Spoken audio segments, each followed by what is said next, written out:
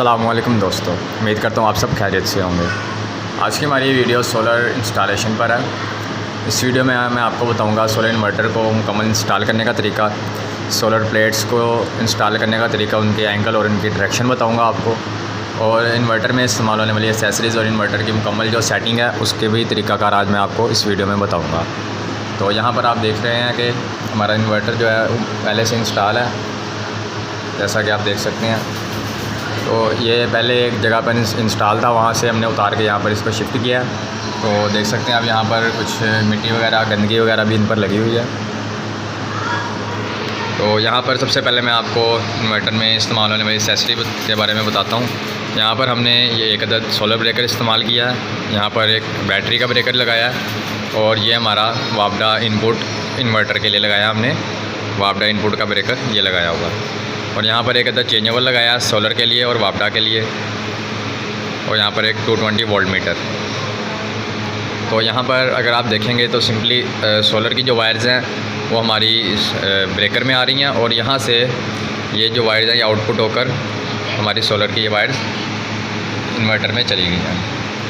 और दूसरी तरफ सिंपल इस तरह से ही ये जो बैटरी का ब्रेकर है, और बैटरी के कनेक्शन तो सिंपल होते हैं, आपको पता है। यहाँ से इन्वर्टर में से आपने बैटरी के साथ कनेक्शन करना है, और यहाँ से ब्रेकर के साथ, और ब्रेकर से बैटरी के साथ। और ये जो हमारी वायर्स हैं यहाँ पर आप देख सकते हैं, मैं आपको क्लियर करके दिखाता हूँ। ये वापडा इनपुट और ये आउटपुट किया।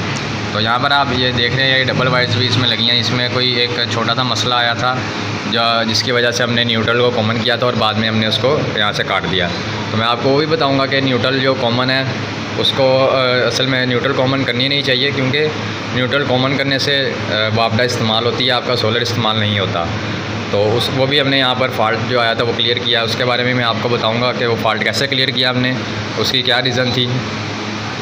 और यहाँ पर अगर मैं आपको दिखाऊँ इस तरफ, यहाँ पर हमने ये आप देख रहे हैं यहाँ पर एक लाइट प्लग लगाया है, और यहाँ पर एक ओवर वोल्टेज की प्रोटेक्शन लगाई है, यहाँ पर एक पावर प्लग लगाया हमने, और इसके साथ ये हमारी आउटपुट वापडा आउटपुट है जो हमारी घर में लोड जा रहा है। यानी कि इन्वर्टर से जो वापडा की आउटपुट आ रही है हमारी, वो इस ब्रेकर में आ रही है, और यहाँ से घर में इस डीपी बॉक्स के ज़रिए घर में लोड जा रहा है।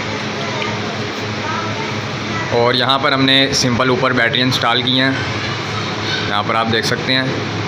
तो 4 बैटरियों के लिए मजबूत स्टैंड बनाया है। और इन्वर्टर की मुकम्मल सेटिंग जो है उसका भी मैं आपको बताऊंगा। इन्वर्टर की मुकम्मल सेटिंग इस तरह से करनी है आपने। तो इसमें एक चीज़ मुझे बहुत अच्छी लगी, यहाँ पर इन्होंने जो सोलर के कनेक्टर्स लगाए हैं, MC4 कनेक्टर इस्तेमाल किया सोलर के लिए। तो ये एक चीज़ बहुत अच्छी इन्होंने इस्तेमाल की है यहाँ पर। और इसकी अगर सेटिंग, इसकी इन्वर्टर की जो सेटिंग्स हैं सोलर इन्वर्टर, ये इसके बारे में मैं आपको बता दूं। ये हमारा जो इन्वर्टर है ये क्राउन शेवियर 5.6 किलोवाट सोलर इन्वर्टर है, और इसके अगर सोलर चार्ज मोड की बात करें तो 6000 वाट सोलर सपोर्ट है। ये नॉमिनल ऑपरेटिंग वोल्टेज 360 वोल्ट है, और मैक्सिमम वोल्टेज 500 वोल्ट है, और MPPT वोल्टेज रेंज इसके 120 से 450 वोल्ट है। और इसमें जो सोलर चार्जिंग एम्पेयर है उसके 100 एम्पेयर का इसमें मॉड्यूल लगा है सोलर चार्जिंग का। ये एक बहुत अच्छी चीज़ है, इन्होंने 100 एम्पेयर का इसमें चार्जिंग रखा हुआ सोलर से। तो यहाँ पर एक बात मैं आपको एक और क्लियर कर दूँ, नॉमिनल वोल्टेज जो इसमें लिखे हुए हैं, नॉमिनल वोल्टेज रेंज 360 वोल्ट। ये इसका मतलब है कि 360 वोल्ट के ऊपर MPPT चार्जिंग जो है मुकम्मल ऑपरेट होता है, और स्टार्टिंग वोल्ट जो है वो इसके MPPT वोल्टेज 120 हैं। 120 इसके स्टार्टिंग वोल्ट हैं, और अगर MPPT मुकम्मल ऑपरेट करवाना चाहते हैं तो वो 360 वोल्ट हैं। और यहाँ पर मैं आपको इन्वर्टर की सेटिंग बता देता हूँ। इन्वर्टर की जो सेटिंग है वो आपने किस तरह से करनी है। यहाँ पर आप देख रहे हैं बटन है एंटर का, यहाँ पर हम इसको टच करके रखेंगे। एक इन्होंने इसमें यह भी चीज़ बहुत अच्छी बनाई है कि इन्होंने जितना भी ये बटन्स हैं ये टच में रखे हैं, टच हैं, ये बटन वाला सिस्टम नहीं है इसमें। यहाँ पर दोबारा प्रेस करते हैं इसको, उसके साथ आप तीर का निशान, यहाँ पे एरो का निशान है, इसको जब टच करेंगे तो आपके नंबर 1 पे जो सेटिंग आ रही है वो SBU की सेटिंग है। तो SBU का आपको बताया कि यहाँ पर अगर इसको एंटर करता हूँ मैं, तो इसमें दूसरी ऑप्शन है USB की, SUB की, और SBU। तो यहाँ पर हम नंबर 1 सेटिंग जो है SBU पे सिलेक्ट करते हैं। उसके बाद अगर नंबर 2 पर देखें तो 100 एम्पेयर है। ये सोलर से जो चार्जिंग एम्पेयर आएंगे आपके बैटरी को चार्ज करेंगे, वो 100 एम्पेयर पर सेटिंग है। तीसरी ऑप्शन जो है यहाँ पर अगर आप ज़्यादा देर तक इसको स्टिल रखेंगे तो ये वापस नॉर्मल डिस्प्ले पर आ जाता है।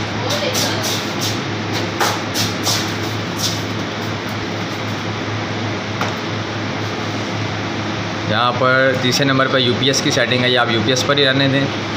5वें नंबर पर ये बैटरी की आपको पूछ रहा है कि चार्जिंग आप किस बैटरी कौन सी लगी है आपकी।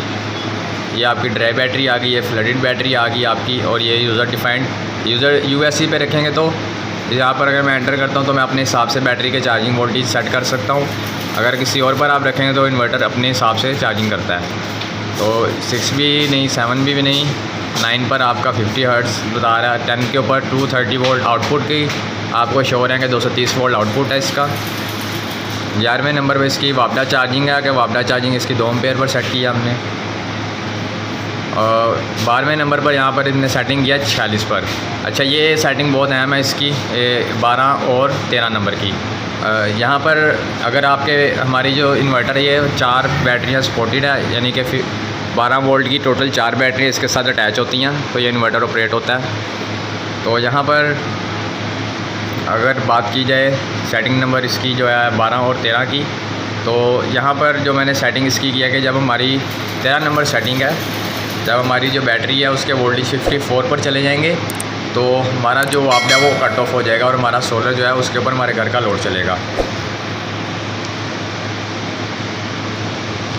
यहाँ पर आप देख सकते हैं कि हमारे घर 54 के ऊपर जब बैटरी वोल्टेज हो जाएंगे तो हमारा घर का जितना भी लोड है वो सोलर पर शिफ्ट हो जाएगा और वापडा कट ऑफ हो जाएगा। और जैसे हमारी बैटरी के वोल्टेज 46 पर आएंगे तो हमारा सोलर कट ऑफ हो जाएगा और जो हमारा वापडा है वो हमारे घर का लोड चलाएगा। और 16 नंबर की जो सेटिंग है इसके बारे में बता दूं, इसमें फ़र्स्ट पे आता है CSO। इसका मतलब है कि सबसे पहले आपका सोलर चार्जिंग करेगा सुबह के वक्त और रात के वक्त आपका वापडा बैटरियों को चार्ज करेगा। यानी कि सुबह के वक्त जब आपका सोलर ऑन हो जाएगा तो सोलर से आपकी बैटरियां चार्ज होंगी और रात को जब सोलर चला जाएगा तो वापडा से आपकी बैटरियां चार्ज होंगी, ये CSO सेटिंग पर। अगली सेटिंग इसकी SNO है कि सोलर एंड यूटिलिटी। सोलर और वापडा दोनों मिलकर आपकी बैटरियों को चार्ज करेंगे। और OSO यानी कि सिर्फ सोलर आपकी बैटरियों को चार्ज करेगा, वापडा चार्ज नहीं करेगा। तो यहाँ पर हम CSO रखते हैं कि सुबह सोलर करे और रात को वापडा बैटरियाँ चार्ज करें हमारी। और यहाँ पर ये हमारे यहाँ पर आप देख रहे हैं सेटिंग नंबर 26 पर CU यानी कि चार्जिंग वोल्टेज। हमारे जो बैटरी चार्जिंग वोल्टेज हैं वो यहाँ पर 55.5 सिलेक्ट किए हैं हमने और फ्लोटिंग वोल्टेज है 54.0 और कट ऑफ वोल्टेज है 42, यानी कि 42 के ऊपर हमारी बैटरियाँ कट ऑफ हो जाएंगी, इन्वर्टर हमारा बंद हो जाएगा। ये फुल लो कर ऊपर सेट है। तो हमारी इन्वर्टर की यही सेटिंग थी। ये आगे जो हमारी सेटिंग आ रही है ये इक्वलाइजेशन और सेकंड आउटपुट की सेटिंग है इसकी, है देख सकते हैं आप 46। ये हमारी सेकंड आउटपुट की सेटिंग है यहाँ पर। तो हम इन्वर्टर से सिर्फ आउटपुट ले रहे हैं, तो फर्स्ट आउटपुट ले रहे हैं, सेकंड आउटपुट को इस्तेमाल नहीं कर रहे क्योंकि ये इन्वर्टर हमारा ड्यूल आउटपुट में आता है और विदाउट बैटरी भी वर्क करता है। ये भी इसमें चीज़ है बहुत अच्छी इन्होंने बनाई है कि विदाउट बैटरी वर्क करता है ये इन्वर्टर। तो ये इसमें ख़राब होने के चांसेस बहुत कम होते हैं। और क्राउन में जो इस वक्त इन्वर्टर बन रहे हैं वो बहुत ही अच्छे बना रहा है क्राउन। इनमें आज तक कोई इस तरह का इशू सामने नहीं आया, कोई मसला नहीं आया, कोई प्रॉब्लम नहीं आई इस तरह की हीट की वजह से ख़राब हो जाएं या वापडा की वजह से ओवर वोल्टेज की वजह से ये ख़राब हो जाएं। इनमें अभी तक इस तरह का कोई इशू नहीं आया, बेहतरीन इन्वर्टर है। तो सोलर प्लेट्स की तरफ चलते हैं हम। वहाँ पर जाकर मैं आपको सोलर प्लेट्स के बारे में बताता हूँ कि उसकी डायरेक्शन क्या रखनी है और एंगल कैसे सेट करना है आपने, उसकी कैलकुलेशन के बारे में बताऊँगा कि आप एक प्लेट की एंगल की कैलकुलेशन कैसे कर सकते हैं, उसका मुकम्मल एक एंगल कैसे निकाल सकते हैं। तो यहाँ पर आप देख रहे हैं कि हमने इन्वर्टर के साथ टोटल 4 प्लेट्स को अटैच किया है। 4 प्लेट लगी हुई हैं इस इन्वर्टर के साथ। 450 वाट की एक प्लेट है। तो अगर दूर से मैं दिखाऊं आपको, देखें दूर से देखने में ऐसा लगता है कि प्लेट्स को बहुत हाइट पर लगाया, लेकिन इसको हाइट पर लगाने की एक वजह है कि जब तक इसका एंगल पूरा नहीं होता तब तक आप किसी भी प्लेट के मुकम्मल वाट उससे निकाल नहीं सकते। आपको किसी भी प्लेट के मुकम्मल वाट लेने के लिए, उसकी मुकम्मल परफॉर्मेंस हासिल करने के लिए आपको उसको एक एंगल पर सिलेक्ट करना पड़ता है। तो मैं आपको इसका एंगल चेक करवाता हूँ। तो यहाँ पर आप देख सकते हैं हमने एक प्लेट का जो एंगल रखा है वो 30 डिग्री का एंगल है। यहाँ पर आप मोबाइल में देख सकते हैं कि इसका एंगल जो है 30 डिग्री पर रखा है। तो अगर आप किसी भी प्लेट का एंगल रखना चाहते हैं तो मैं आपको ये मशवरा दूंगा कि आप इसका प्लेट का एंगल रखें 28 से 34 के दरमियान में एंगल रखें इसका। तो गर्मियों और सर्दियों का एंगल चेंज होता है, गर्मी का और एंगल होता है, सर्दियों में और होता है। तो यानी कि दोनों का डिफरेंट होता है। तो जो सा ये 28 से 34 के दरमियान में एंगल होता है, ये दोनों का न्यूट्रल होता है। तो सर्दियों में भी आपको परफॉर्मेंस अच्छी मिल जाती है, गर्मियों में भी अच्छी मिल जाती है। यानी कि आपको अगर 450 वाट की हमारी ये प्लेट है तो गर्मियों सर्दियों में हमें इससे 400 वाट मैक्सिमम 400 वाट से ज़्यादा भी मिलते हैं। गर्मियों में तो हमें 450 वाट पूरे ही मिलेंगे। तो सर्दियों में यह है कि जो एंगल ऊपर नीचे होने की वजह से हमारे जो वाट में मसला आता है, प्रोडक्शन में हमारा सोलर मसला दे रहा होता है। तो उस सूरत में हमारे जो ये वाट हैं वो हमें सर्दियों में भी तकरीबन 400 के करीब मिल जाते हैं। तो आप कभी भी इसका अगर एंगल रखें तो 30 डिग्री 32 डिग्री पर रखें एंगल इसका। और डायरेक्शन की जो बात है, डायरेक्शन तो आप लोगों को पता है कि इसकी डायरेक्शन रखी जाती है नॉर्थ की तरफ। इसकी डायरेक्शन होती है नॉर्थ की तरफ होती है, कुछ इलाकों में साउथ की तरफ इसकी डायरेक्शन होती है। तो पाकिस्तान में जो इसकी डायरेक्शन चल रही है वो साउथ की तरफ इसकी डायरेक्शन चल रही है।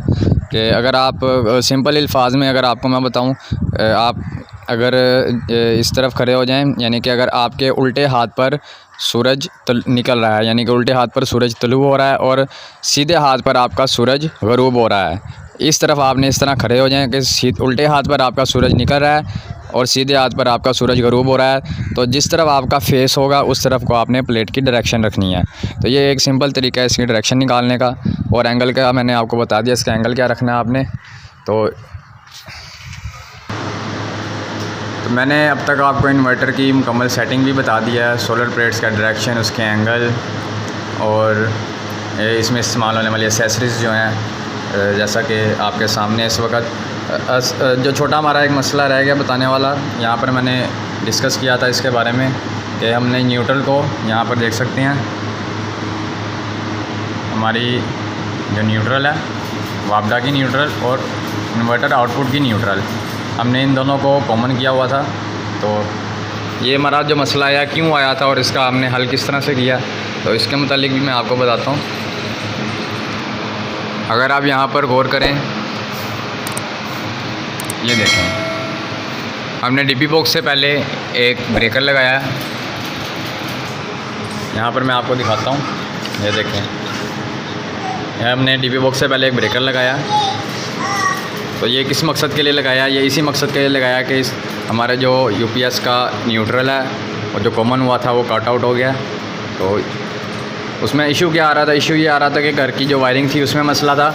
घर की वायरिंग करते हुए न्यूट्रल को पूरे घर में डायरेक्ट कर दिया गया था।